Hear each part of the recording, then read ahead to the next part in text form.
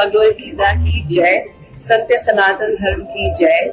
A pocket Bhagavad Gita, a Krishna chanting bag, and Sanatan Dharm on the Cannes red carpet. Aarti Khetarpal, a Vrindavan-based artist featured in the 2026 Grammy-nominated album Sounds of Cook. Can की red carpet पर कहीं भगवत गीता के साथ सनातन की गूंज तो कहीं चढ़ती कला के साथ पंजाब का शाही टशन. जी हाँ, अपने बाप बदल लिए हमने, ये बड़ी शर्मनाक बात है.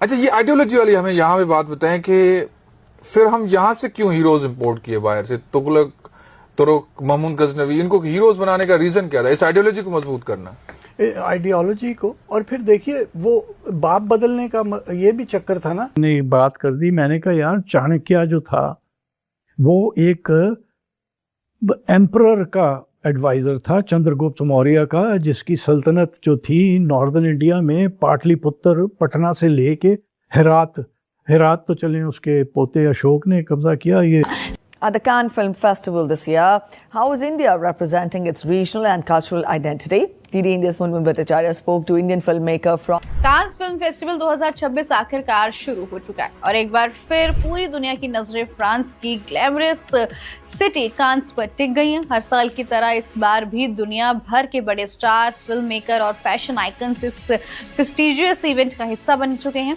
वंडरफुल इट इज यार. इंडिया कहाँ, मतलब कोई चीज उठा के देख ले, वो कहते हैं पत्थर उठाए नीचे से इंडिया की अचीवमेंट निकलनी है, वो वाला हिसाब किताब है. बामियान, कंधार, ये सारा देश चंद्रगुप्त मौर्य की सल्तनत थी. मैंने कहा वो एक शहनशाह का एडवाइज़र था.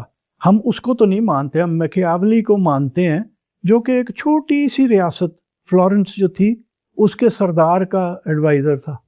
कि विक्रमजीत जिसने सिथियंस के खिलाफ बड़ा हीरोइक जंग लड़ी 58 कबल मसीह में, वो हम कैसे हीरो मान ले? वो तो साला हिंदू था.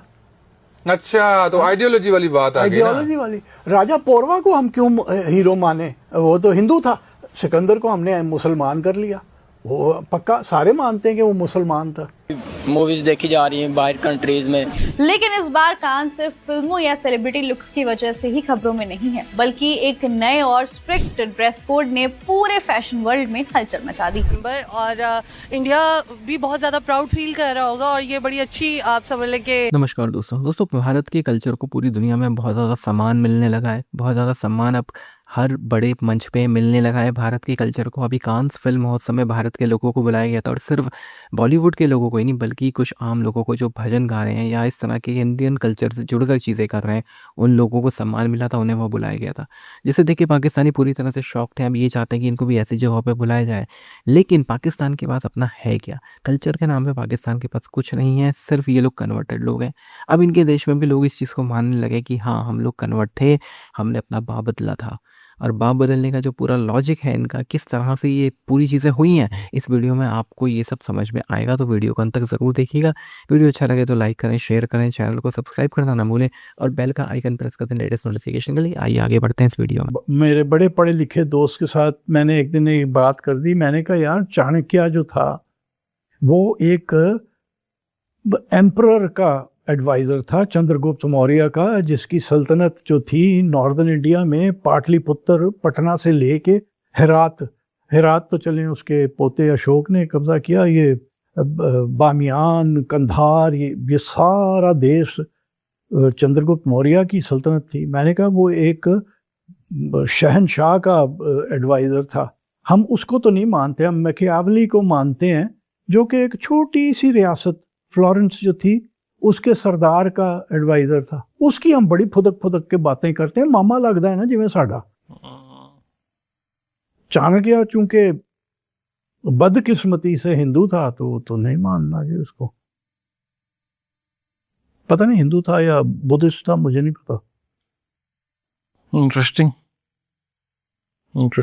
Hence the reason कि we are so nationally disintegrated. Because हमने इन चीज़ों पे यूनाइट करना था, डिवीजन को रिस्पेक्ट नहीं किया इन शॉर्ट. और मोरलेस ना हमने कोशिश की. डिविजन्स हैं भी बहुत ज़्यादा ना, मतलब एथनिक ग्राउंड्स के ऊपर, लिंग्विस्टिक ग्राउंड्स के ऊपर, कल्चर के ऊपर, आपकी टेरिटोरियल डिविजन्स हैं, हिस्ट्री क्या है, बाजार में शुमार है ये मार्च टू फिल्म यानी कि कान फिल्म महोत्सव में आयोजित होने वाला ये फिल्म बाजार, जहां पर दुनिया भर से देश पहुंचते हैं अपनी फिल्मों को लेकर और उनका मकसद होता है कि ज्यादा से ज्यादा देशों को, डिस्ट्रीब्यूटर्स को अपनी फिल्में बेच सकें। यानी कि एक ऐसा मंच जहां पर निर्माता, निर्देशक, डिस्ट्रीब्यूटर्स एक साथ आते हैं सिनेमा के को और भी ज्यादा बढ़ाने के लिए। किस तरह से भारत अपने आप को इस मंच पर प्रस्तुत कर रहा है, आइए आपको इसकी एक झलक दिखाते हैं। यहाँ पर इस बार कान फिल्म महोत्सव में जो भारत की भागीदारी है वो हम यहाँ पर देख सकते हैं। बेहद मजबूत भागीदारी के साथ भारत इस बार यहाँ पर पार्टिसिपेट कर रहा है। हमारे साथ खास मेहमान भी जुड़ रहे हैं। सबसे पहले आपसे जानना चाहेंगे, मनोज जी महाराष्ट्र से हैं। महाराष्ट्र एक हब माना जाता है जब हम बात करते हैं सिनेमा के निर्माण की। किस तरह से इस बार पूरी दुनिया से फिल्म मेकर्स को बुलाने के लिए कुछ नया यहाँ पर सरकार के विजन के तहत किया जा रहा है? जी मतलब फिल्म्स जो है अभी हम नए टेक्नोलॉजी में जा रहे हैं, तो अभी स्टूडियो सेटअप से हम आगे बढ़ के जा रहे हैं इमर्सिव मीडिया, एआई और वीएफएक्स की दुनिया में। तो ये सब है जो अपग्रेड कर रहे हैं हम महाराष्ट्र में फिल्म सिटी, और काफी लोग जो है वो यहाँ पे आना चाहते हैं। और इट्स मुंबई तो हब है, इंटरनेशनल हब है, सो एक कनेक्टिविटी भी है। तो ये सब जो बातें हैं वो आगे चल के बहुत बिजनेस लाने वाली है। आज हम बात करते हैं मेनी फेसेस वन सिनेमा, यानी कि भारत की जो जड़ों से जुड़ी हुई कहानियां हैं आज वैश्विक मंच पर पहुंच रही हैं। लेकिन इसमें एक बहुत बड़ा काम किया गया है, सिंगल विंडो क्लियरेंस, कैसे को प्रोडक्शंस को बढ़ावा मिल रहा है, कैसे आज भारत का ये विजन है सरकार का कि भारत को एक कंटेंट हब बनाया जाए। हम 2 साल पहले हम वेव्स करने के बाद इंडिया का पूरा पोजीशनिंग चेंज हो गया वर्ल्ड में। पीपल नो एग्जैक्टली, पीपल को पता है इंडिया क्या चेंजेस लेकर आने वाला है, हाउ वेरियस वर्टिकल्स में हमारा सिनेमा और कंटेंट और क्रिएटिव इकोनॉमी का स्पेस इंडिया पहले बोला है 5 साल पहले। Now Cannes is saying creative economy. So इसका हम आगे वर्ल्ड से बहुत आगे है। 3 चीज बोल सकता है इस साल इंडिया का। एक है इंडिया का बहुत बड़ा प्रोड्यूसर्स आया हुआ है इंडिया से। ये पहले सोच रहा था अंदर ही से बिजनेस कर सकता है, नाउ थोड़ा चेंज उनका माइंडसेट हो गया है दैट हम आगे बढ़ने के लिए हम इधर आने का है। दूसरा है इस बार हॉलीवुड नहीं है कान में, तो उसका इंडिया का प्रोड्यूसर्स बहुत फायदा उठा रहे हैं। दूसरा है young people who have come with short films इस बार आया है। ऑडियो विजुअल फैक्ट्री आज सिर्फ कहानियों के लिए नहीं बल्कि टेक्नोलॉजी के लिए भी दुनिया के तमाम बड़े निर्माता निर्देशक भारत की ओर देख रहे हैं। तो यही तो है ऑरेंज इकोनॉमी का उदय, जिसकी एक झलक हम यहाँ पर इस मार्च टू फिल्म इस सबसे कैन की रेड कारपेट पर कहीं भगवत गीता के साथ सनातन की गूंज तो कहीं चढ़ती कला के साथ पंजाब का शाही टशन। जी हाँ, 79 कैन फिल्म फेस्टिवल के रेड कारपेट पर सिर्फ आलिया भट्ट ही नहीं बल्कि भारत की 2 और बेटियों ने ऐसी एंट्री मारी है कि पूरी दुनिया बस उन्हें देखती ही रह गई। सबसे पहले बात वृंदावन की बेटी आरती खेतरपाल की।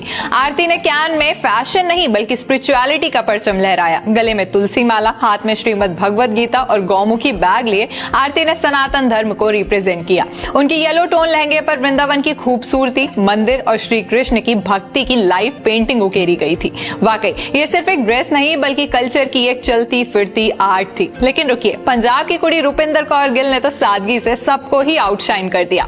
रुपिंदर ने पीतांबरा लेबल की आइवरी आउटफिट में डेब्यू किया। हाँ, वही लेबल जिसने दिलजीत दोसांझ के मेट गाला ड्रेस को भी डिजाइन किया था। अब जब वो सिर पर पल्लू लेकर रेड कारपेट पर उतरी तो उनके रॉयल सूफियाना लुक के आगे सबका ग्लिटर फीका पड़ गया। दुपट्टे पर पंजाब की मिट्टी और खेती को दर्शाती गेहूं की बालियों वाली गोल्ड जरदोरी कढ़ाई थी। सबसे इंस्पिरेशनल बात कि उनकी स्लीव पर पंजाबी में लिखा हुआ था चढ़ती कला, जो ऊंचे हौसलों का संदेश देता है। कैन में भारत की इन बेटियों ने साबित कर दिया कि असली स्टाइल अपनी जड़ों से जुड़े रहने में है। सो गाइस, आप बताइए आपको वृंदावन थीम या फिर पंजाबी रॉयल लुक में कौन सा लुक सबसे ज्यादा स्टनिंग लगा? नीचे कमेंट सेक्शन में हमें जरूर बताइएगा। और कैन 2026 की ऐसी हर एक्स्ट्राऑर्डिनरी खबर के लिए फॉलो कर लीजिए आई नेक्स्ट लाइव को। क्योंकि उनकी फिल्म्स तो आप समझ लें कि वो बियॉन्ड होती हैं, हमारी फिल्म से बहुत ज़्यादा ऊपर है। उनके ग्राफिक्स, उनके जो स्टाइल है प्रेजेंटिंग का, तो वो तमाम चीज़ें तो उनकी बहुत ऊपर है ना। पाकिस्तानी मूवीज़ उनको वो नहीं कर सकती, टक्कर नहीं दे सकती हैं, लेकिन वो सिलेक्ट हो गए, यही बहुत बड़ी बात है। तो उसके बाद उसके वो भी हाईलाइट होना शुरू हो गया कि हम लोग भी गए हों या फिर उस पर भी कवरेज आना शुरू